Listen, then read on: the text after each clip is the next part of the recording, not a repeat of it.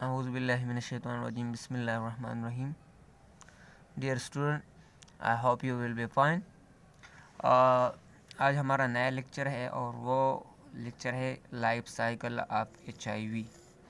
Previous lecture में हमने immunity के बारे में कुछ पढ़ा था। आज हम लाइफ साइकिल ऑफ HIV के बारे में पढ़ते हैं कि HIV अपना लाइफ साइकिल किस तरह कंप्लीट करते हैं ह्यूमन बॉडी में। तो HIV की तरफ आते हैं। HIV human immuno deficiency virus, ये हम एड्स में इसके डिटेल में पढ़ेंगे कि HIV किस चीज़ का महत्व है। पहले आज इसके बारे में लाइफ साइकिल के बारे में पढ़ते हैं, लेकिन लाइफ साइकिल से पहले इसकी थोड़ा सा स्ट्रक्चर डिफाइन करना चाहते हैं कि इसका स्ट्रक्चर किस तरह होता है और ये किस चीज़ से बना होता है। तो उसके स्ट्रक्चर में हम देख सकते हैं इसका साइज़ जो है वो तकरीबन 100 से लेकर 120 नैनोमीटर तक होता है और इसकी शेप जो है स्फेरिकल होता है। ये हमने पहले भी क्लासिफिकेशन में पढ़ा था कि इसका शेप किस तरह होता है। अच्छा, इसके इर्द गिर्द जो होता है, इस वायरस के इर्द गिर्द एनवेलप होता है, प्रोटीन एनवेलप। तो उस स्ट्रक्चर में दो चीज़ें होती है, एक स्पाइक होते हैं, ये जो आउटग्रोथ होते हैं इसको स्पाइक कहते हैं, और दूसरा इसके नीचे एक मेम्ब्रेन होते हैं जिसको लिपिड बाइलेयर मेम्ब्रेन कहते हैं, जो आम मेम्ब्रेन होते हैं। तो ये दोनों कंबाइनली इन्वेलप बना लेता है। अच्छा, ये जो स्पाइक है जो आपको दिखाई दे रहा है, ये मशरूम शेप जैसा, तो ये स्पाइक जो है इसके दो रीजन हैं। ये स्पाइक है और तकरीबन इसकी तादाद 72 होती है, और ये जो है इसकी दो रीजन है। ये जो नीचे वाला पोर्शन है उसको स्टाक कहते हैं, ये जो ऊपर वाला सराउंडेड पोर्शन है इसको हेड कहते हैं। तो एक स्पाइक में दो पोर्शन होते हैं, हेड एंड स्टाक। तो हेड का जो बना है वो प्रोटीन के टाइप से बना है जिसको GP120 कहते हैं, मतलब ग्लाइकोप्रोटीन 120, और उसका जो स्टाक है वो जो प्रोटीन से बना है GP41, यानी ग्लाइकोप्रोटीन 41 प्रोटीन से बना है। तो ये तो इसकी कम्बिनेशन हो गई।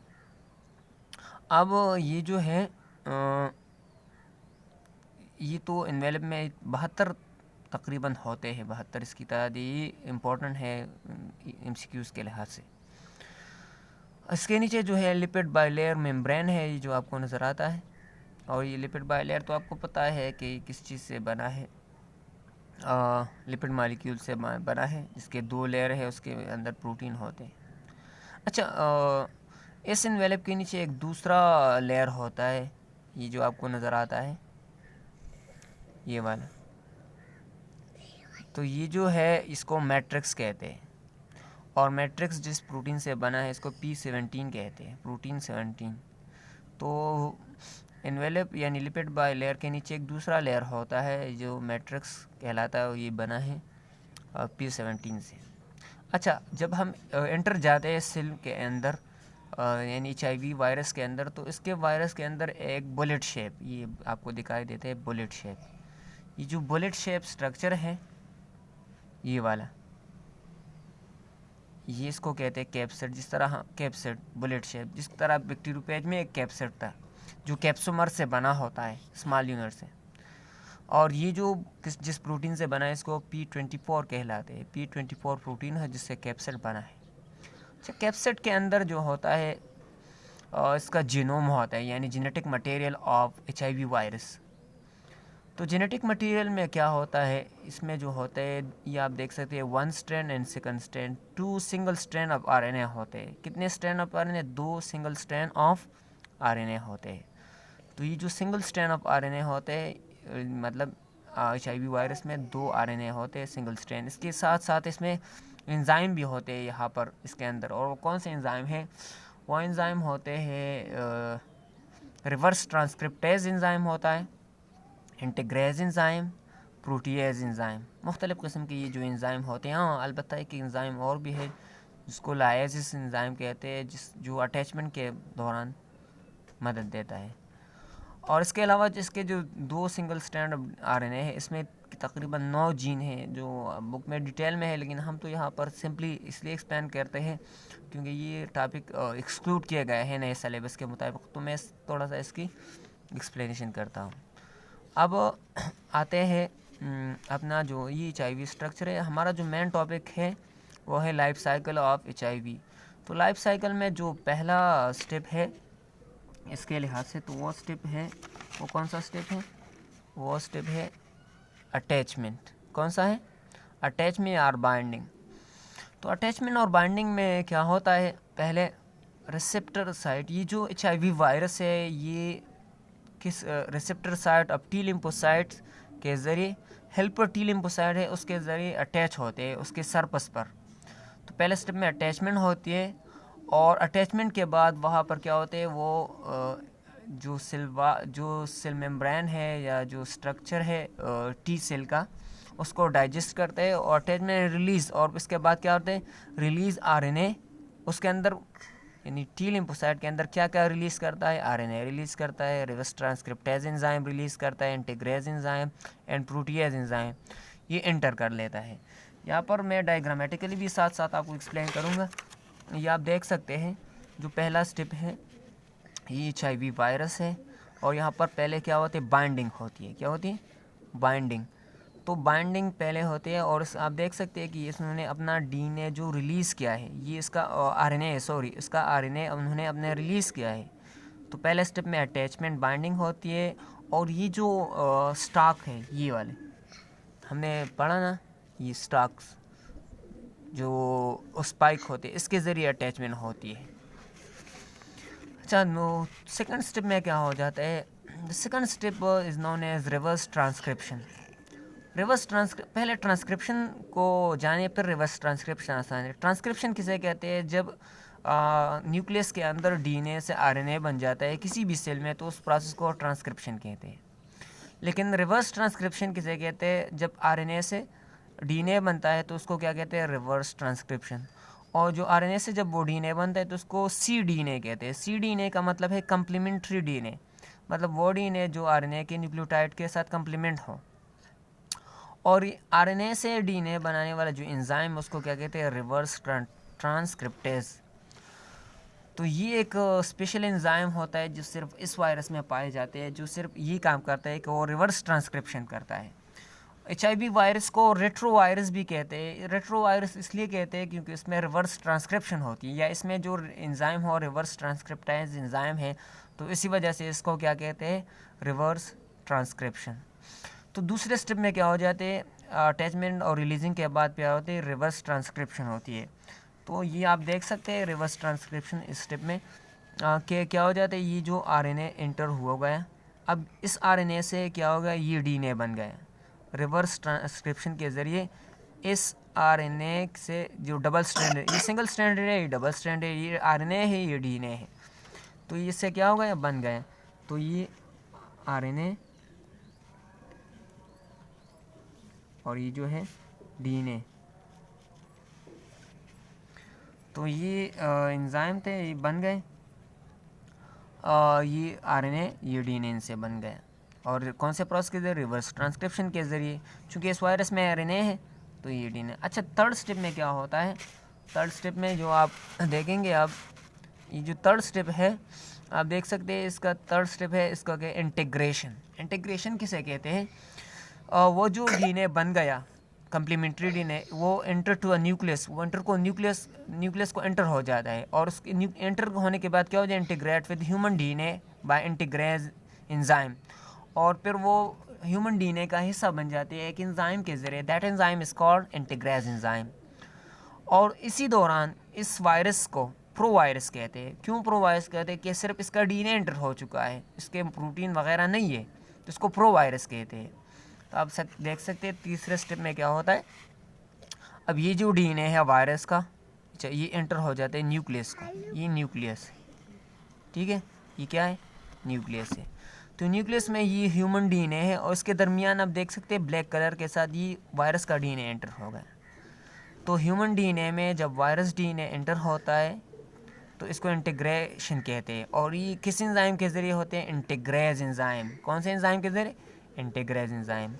तो ये नेक्स्ट स्टेप जो है इंटीग्रेशन होता है। इंटीग्रेशन इससे कहते हैं कि ह्यूमन DNA में वायरस HIV का DNA एंटर हो जाए, और इसको जो है इस दौरान प्रोवायरस कहते हैं, उस प्रोसेस को इंटीग्रेशन कहते हैं। अच्छा, now will come to the next process, that is जो नेक्स्ट प्रोसेस है वो हमारे पास है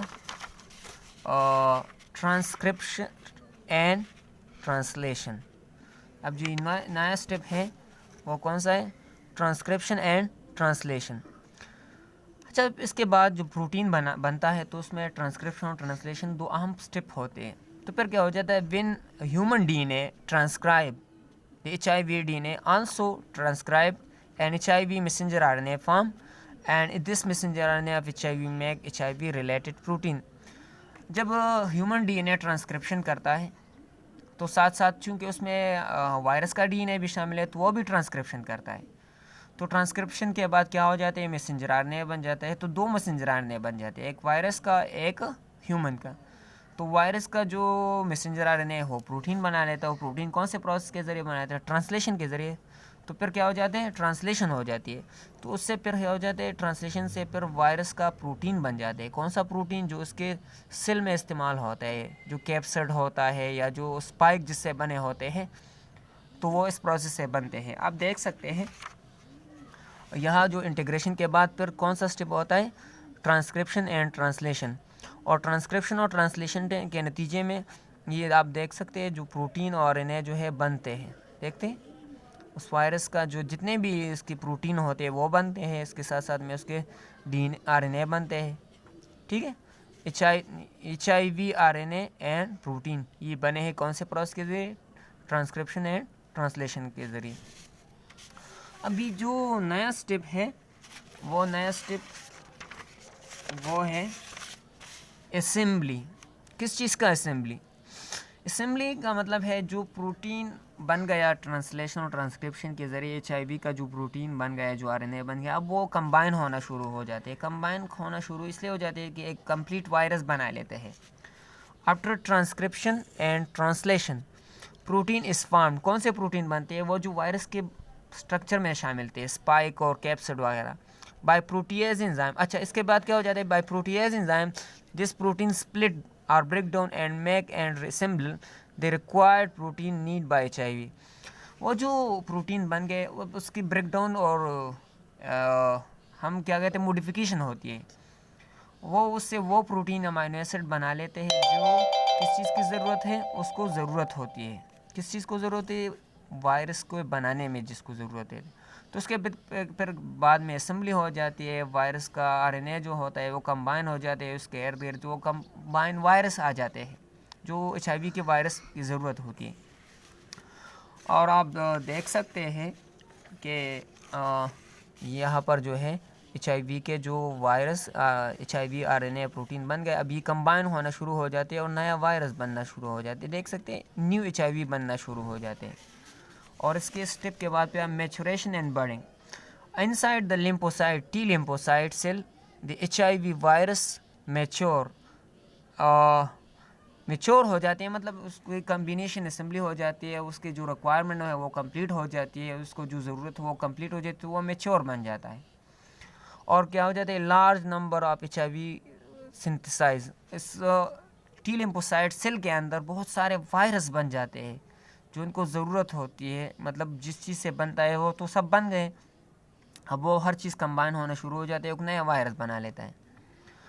HIV then bird up from infected cell and ready to attack on other healthy cell। और इसके बाद जो नए HIV वायरस बन गए वो इनसे सेपरेट हो जाते हैं, बर्ड अप रिलीज़ हो जाते हैं और फिर वो तैयार होते हैं नए अटैक के लिए। इन अदर सेल पर क्या करते हैं?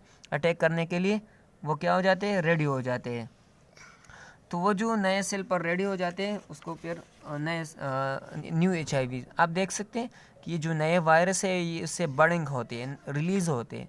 ये नए HIV रिलीज़ हो गए, बाहर आ गए इन सेल से, और क्या होता है? आप ही एक नए सेल पर अटैक करने के लिए तैयार हैं। ये क्या है? ये एक T लिम्फोसाइट है। मैंने पहले ये लिखा है कि ये क्या है? ये पूरा सेल एक T लिम्फोसाइट है, ये इसका न्यूक्लियस है और ये वायरस के ऊपर अटैक करता है। रिवर्स ट्रांसक्रिप्शन होती है, इंटीग्रेशन होती है, ट्रांसक्रिप्शन एंड ट्रांसलेशन होती है, असेंबली हो जाती है, नए वायरस बन जाते हैं, फिर से रिलीज़ हो जाती है। तो ये साइकिल कंप्लीट हो जाता है। स्टार्ट में मैंने लिम्फोसाइट के बारे में पढ़ा था पहले लेक्चर में कि लिम्फोसाइट्स क्या होती है। तो लिम्फोसाइट्स वो सेल होते हैं जो बी लिम्फोसाइट, टी लिम्फोसाइट, और ये HIV वायरस ज़्यादातर उसके ऊपर अटैक करता है। जब इसके ऊपर अटैक करता है तो इसको जो अंदर लाइफ साइकिल होता है, न्यू वायरस बनता है, वो इस तरह बनता है। और जब ये वायरस तादाद में बहुत ज़्यादा हो जाए तो फिर ये ब्लड और फ्लूइड में शामिल होता है जो ह्यूमन बॉडी में होता है, और इस फ्लूइड ब्लड के ज़रिए एक बंदे से दूसरे बंदे तक ट्रांसफ़र होता है। इंशाल्लाह एड्स में हम पढ़ेंगे कि HIV वायरस किस तरह ट्रांसफ़र होते हैं from one person to another person. So these are little bit steps about the life cycle HIV। आप देख सकते हैं पहले स्टेप में अटैचमेंट होती है, फिर दूसरे स्टेप में जो होते हैं रिवर्स ट्रांसक्रिप्शन होती है, फिर इंटीग्रेशन होती है, फिर ट्रांसक्रिप्शन एंड ट्रांसलेशन होती है, और साथ साथ में क्या हो जाती है, असेंबली हो जाए, नए वायरस बन जाते हैं, मेच्योर हो जाते हैं और फिर रिलीज़ हो जाते हैं। So this was the step in the life cycle of bacteriophage and hope you will be understood. इंशाल्लाह नेक्स्ट लेक्चर तक आपको अलविदा, अस्सलाम वालेकुम।